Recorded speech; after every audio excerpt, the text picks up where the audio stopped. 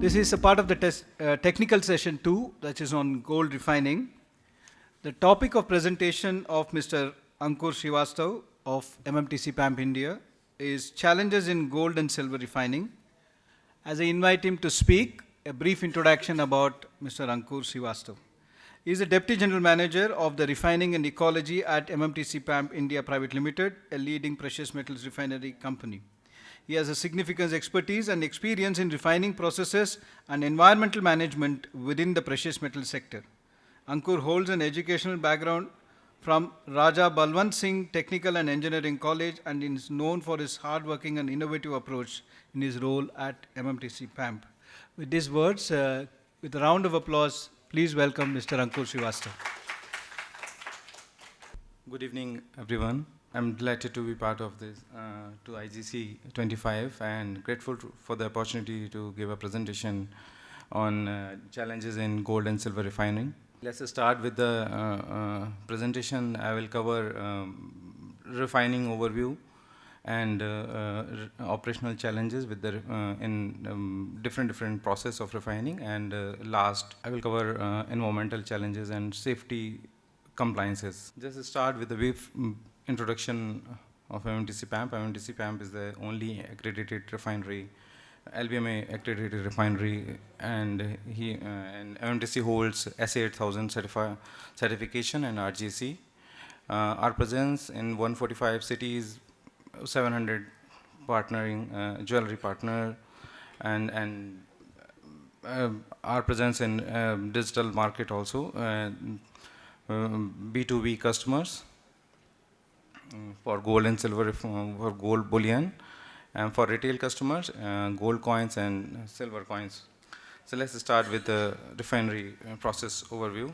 There are main 4 processes we will discuss: that pyrometallurgy, incorporation and parting process, chemical refining, aquaregia, and 4th is electro-refining, which is most popular and most used process in refining area.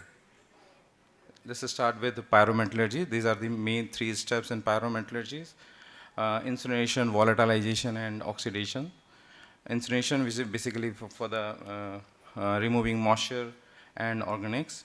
Volatilization is the removing all the metals, including silver, by applying vacuum and heat. Oxidation, which is basically this the roasting process, and followed by the cupellation. There are a few major techniques also. The first one is the cupellation, chlorination, and incorporation.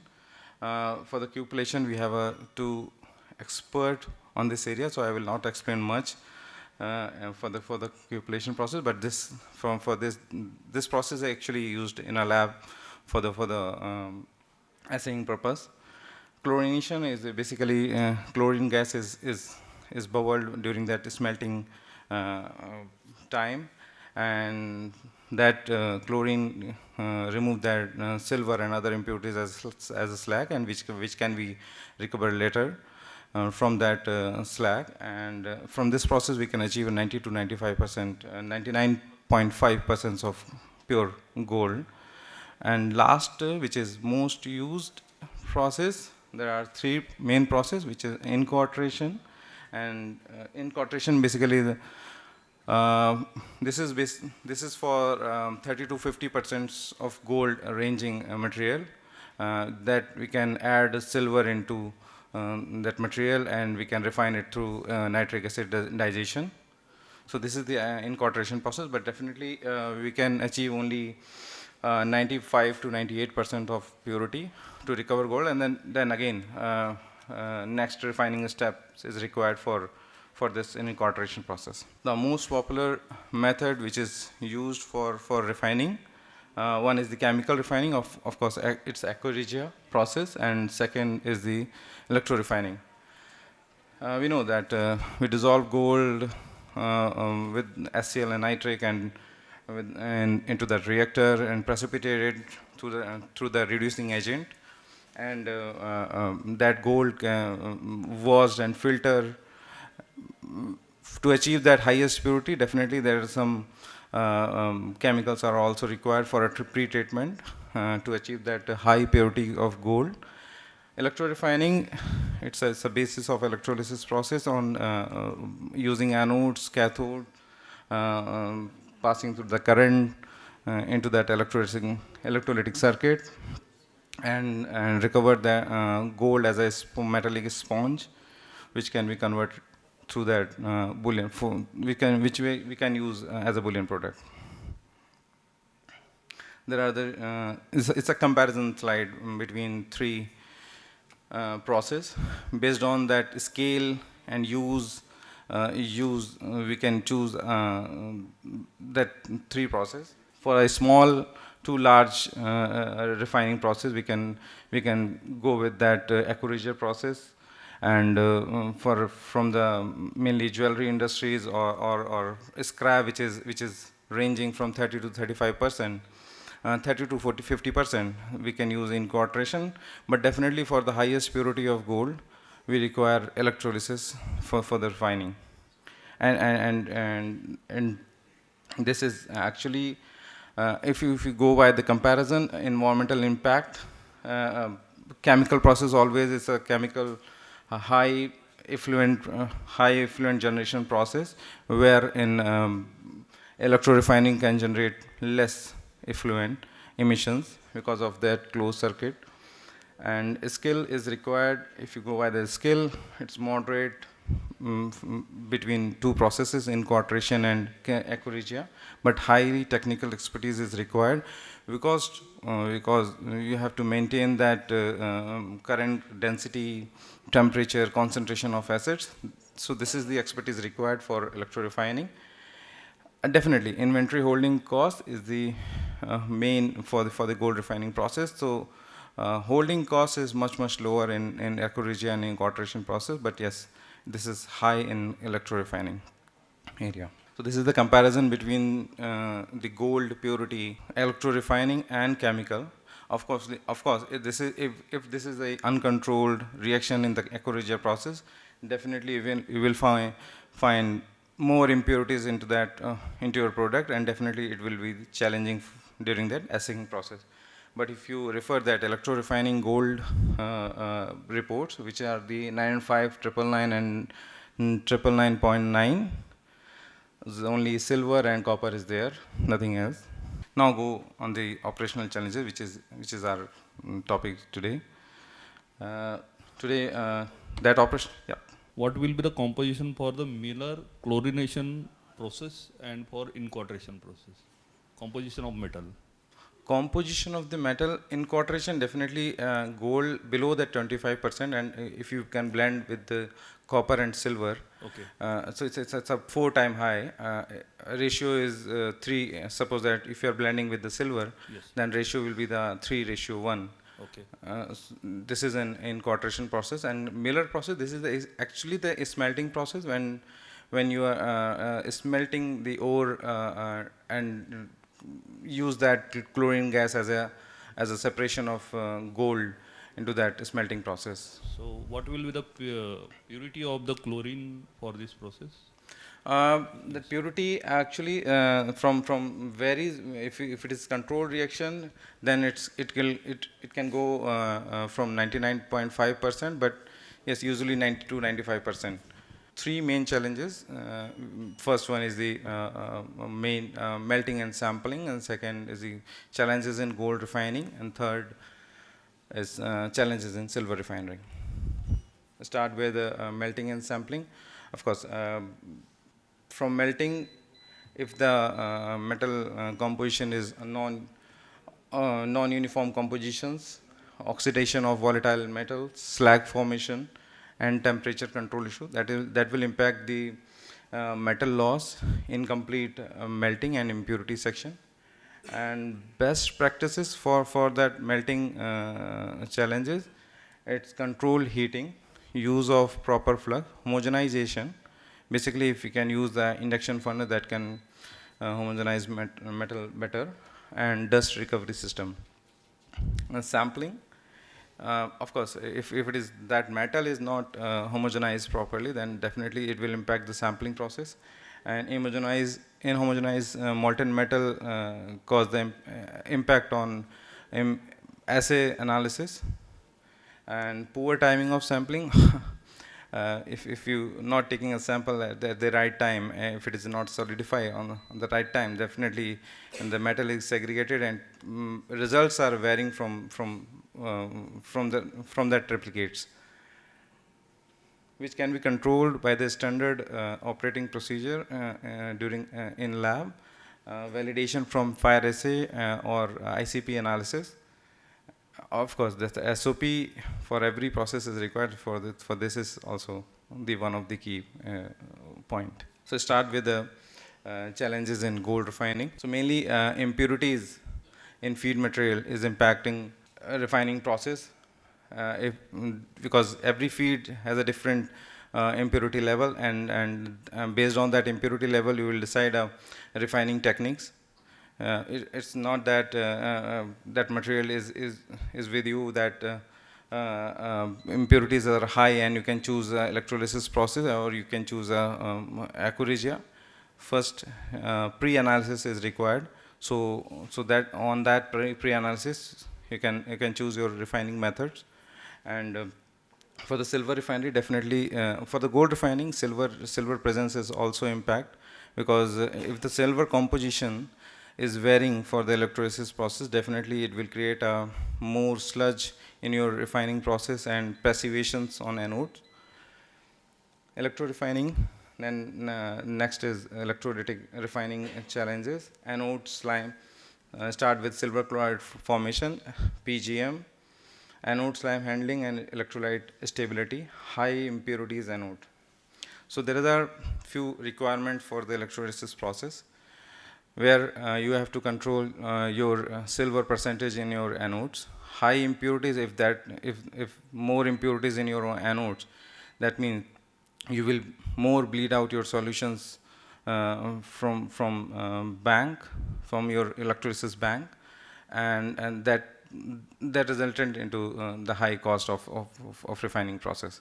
So correct parameter has to be maintained for the electrolysis process.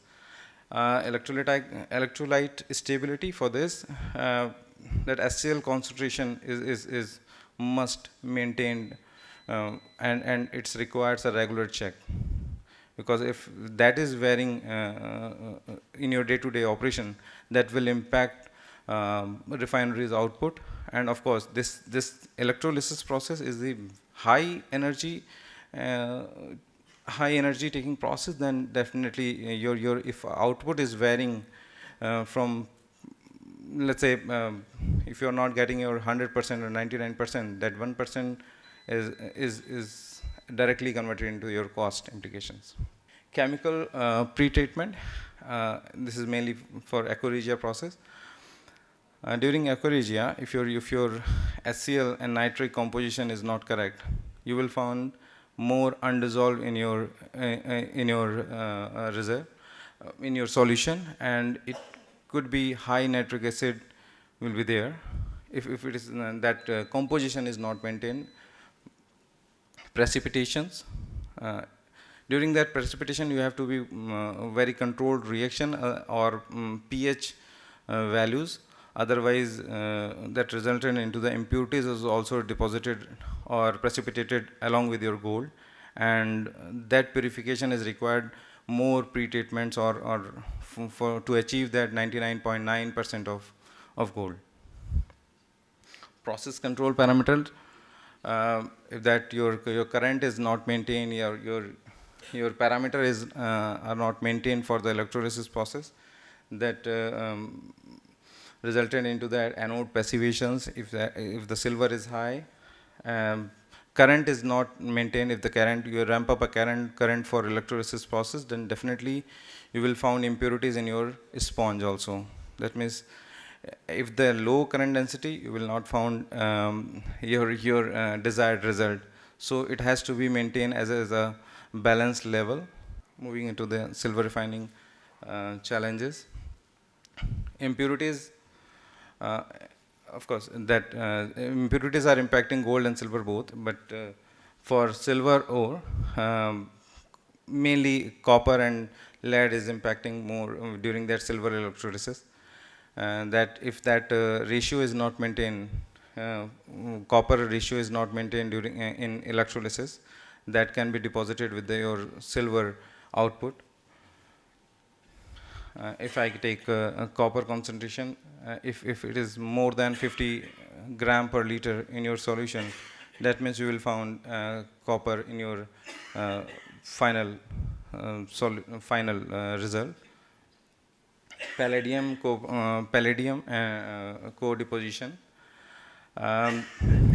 Before the electrolysis of silver refining, there is a pre-treatment is required for PGM metal. If it is there, you will lose PGM from electrolysis process, and that will be also deposit with your silver. Anode slime.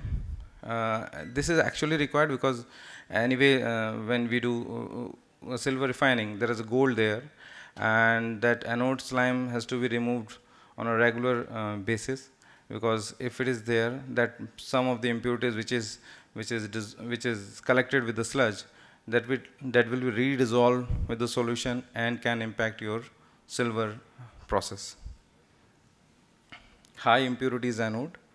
Of course, the anode has to be maintained with that both the metal, gold and silver. If it is high in silver, it's fine. If it is gold is there or copper is there, that concentration balance is required for the stable silver refinery electrolysis.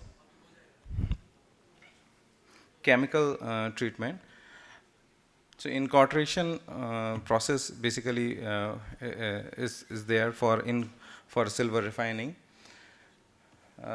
This is actually the separation of gold from your solution, from your output. If you bleed out your gold sludge from silver refining process, so this incorporation is required, and you have to remove that silver from that solution for a later recovery. And if you see here that maintain of the to control this process, you have to maintain the ratio between silver and gold, which is 3:1. Precipitation. When you precipitate that from silver nitrate to silver chloride and recover silver from precipitation method, and that precipitation method has to be controlled, otherwise silver will be lost from during precipitation and converted into the slag during melting. Process control, similar process control for the electrolysis process, because so parameter has to be maintained like a current, pH, temperature, and that can be maintained through the automatic system also. Purity. Silver concentration and copper concentration or other impurity concentration has to be lower side to get the higher purity of silver from electrolysis. Anode passivation. Yes, if the gold concentration is not maintained in your anode, that anode is passivated and you will get more sludge into that, and for that control you have to remove within 10 hours, 12 hours to control your output result. To avoid incorporation process and other chemical refining process which can increase your cost, environmental impact, that you can use ALS as an option, which is acid-less separation unit. Your melted bar can remelted in this process, and through the high vacuum on molten gold state, that volatile impurities can be separated from as a silver, and gold is separated from with the different purities. So this process actually has a low operating cost in comparison of silver incorporation process. Safer use, it's a closed chamber process and fast compared to other process, because if you go for the silver refining incorporation process, you will actually increasing your input material, and that will require refining days. But here, if you go with this latest technology, ALS, you can segregate your material within a 24 hours time, even less, and you can directly feed that material from to gold refinery and silver refinery separately. Next is and even last is environmental safety and compliance challenges.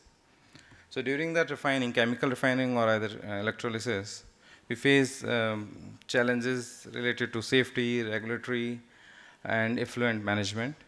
So most for the regulatory compliances, CPCB norms are there for our industry, not specific for the gold and silver refining, but yes, based on our chemical uses, there are certain norms which we, as a refiner, we have to follow that norms and manage our effluent waste also, and releases of toxic fumes, chemical reactions release harmful gases like NOx, SOx, and chlorine, and even ammonia through the Aerocity process.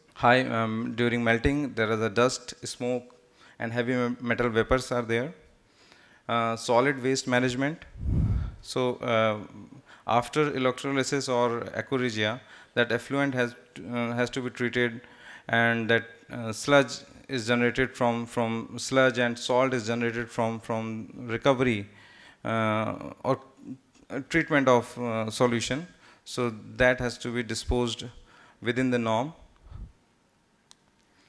Air pollution impact, if you are not using correct scrubber or maintained pH during that process, that impact to environment. NOx and SOx will be released into the environment. What are the mitigation measures we can take? We can use wet scrubber for treatment of fumes. Water recycling process has to be provision for a water recycling process, so that we can recycle our water, so that we can reduce water extraction and borewell. Obviously, our refining unit, maybe there are regulation of water extraction, so if we can implement that water recycling system, that can help to running a refinery effectively.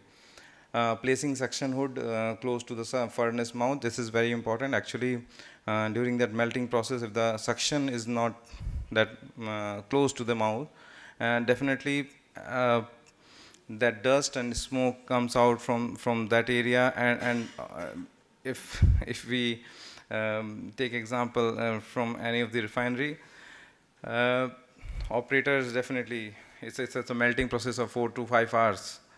So they are used to remove mask and respiratory devices, and if it is suction is not there, and if proper suction is not there, that will impact human health, and longer run definitely impact your skilled, you will lose a skilled worker. Regular checks, scrubber solutions.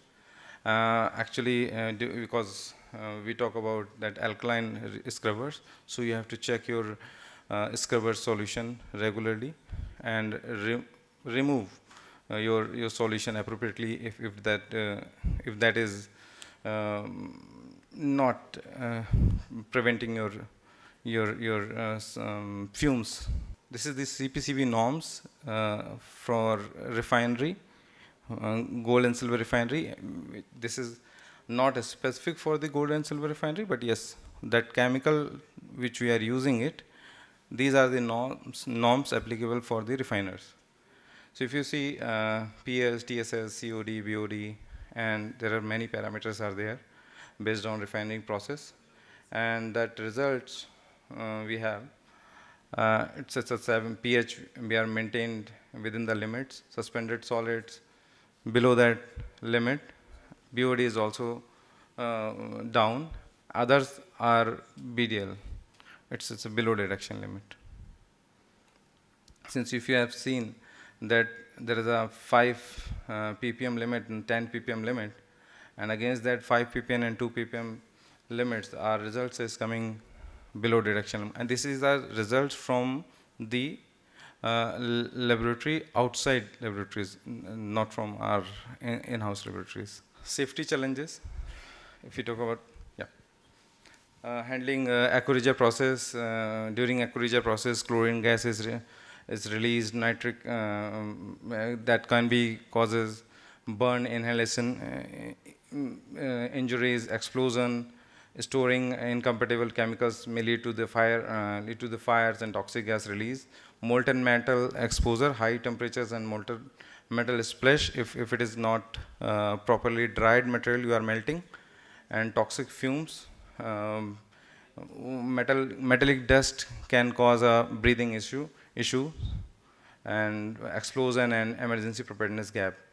Because we are handling with the chemicals and we are not storing with the secondary containment, that will impact your can a safety hazards. Best practices: use mandatory PPEs, regular checks, ventilation systems, improve your ventilation system, regular checks, periodic medical checkups for your workers. This is the chart. If you go from that risk associated, that risk, what is the level, and controls, and additional control that we can apply to control these hazards. So refinery process, obviously gold and silver refinery involves a series of complex process that utilize high temperature, hazardous chemicals. But yes, key compliances are required. Regular safety audits, proactive monitorings, use of appropriate PPEs, health surveillance, and training and awareness program. Okay. Thank you. Thank you. Thank you very much. On electrolytic refining, there's, you said there is a contamination of palladium. Yep. So what sort of measures you will take? Any molar ratio you have to maintain with other materials, other elements, or you have to keep the element low concentration in the doré? So if that depends on the input material. Of course, palladium and PGM groups are not much in your maybe doré feeds, but yes, that you can through the carbon filtration and No, I am talking about in electrolytic operation. So if that concentration is going up in your electrolyte, that for that removal you can use activated carbon columns there for separation and recover that. Before that, this is the before that. And if you regularly check your electrolyte, then you can find some concentration of that. Second question is, your ALS is a proprietary technology for you? No. It has been commercialized? Yeah, it's commercialized. Yeah, obviously. So how many plants you have sold that technology? Sorry? We are users. Since this is the. Thank you. Thank you so much, Mr. Ankur Srivastava. Thank you.